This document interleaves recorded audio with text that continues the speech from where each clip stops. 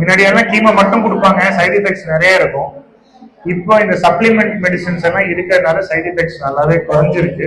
பேஷண்ட்க்கு ரொம்ப weight loss ஆகாம ரொம்ப டயர்ட் ஆகாம எல்லாம் போட்டுக்கிறாங்க கீமோ. ஸோ ஒரு 7 hours to 8 hours வந்து ட்ரிப்ஸ் ஏறும். ஒரு 5-6 பாட்டில்ஸ் எல்லாம் சொல்றியாமா. கீமோக்கு வந்து என்னன்னா உடம்புல வந்து வித்தியாசப்படுத்த தெரியாது, எது கேன்சர் எது நார்மல் பாடி செல்லுங்க. கீமோக்கு தெரிஞ்சது வந்து எங்க வேகமா வளர்ச்சி இருக்கோ அங்க வந்து அதை ஸ்டாப் பண்ணும்.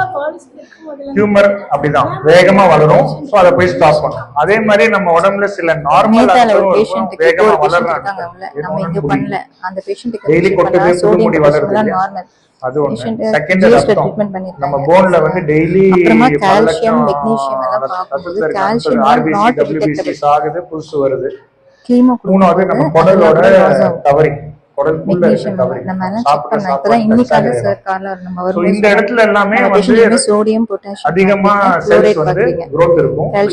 கீமோட எஃபெக்ட்ஸ் தெரியும். அதனால உங்களுக்கு வந்து முடி கொட்டுறது, வாந்தி வர மாதிரி இருக்குது, எதிர்ப்பு சக்தி குறையிறது, இந்த ப்ராப்ளம் எல்லாம் கீமோல வரும். இதெல்லாம் வராம இருக்கிறதுனா இப்ப நம்ம நிறைய சப்ளிமெண்ட் சேர்த்து கொடுக்குறோம். பூஸ்டர் இன்ஜெக்ஷன் போடுறோம்.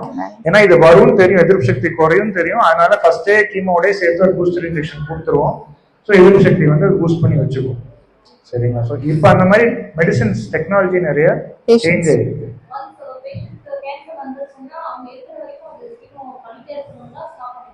இல்ல ஸ்டாப் இருக்கு. மேடம் சொன்னாங்க இல்லையா, 4 மாசம் தான் ட்ரீட்மெண்ட், 6 மாசம் தான் ட்ரீட்மெண்ட். ஸ்டேஜை பொறுத்து இருக்கு.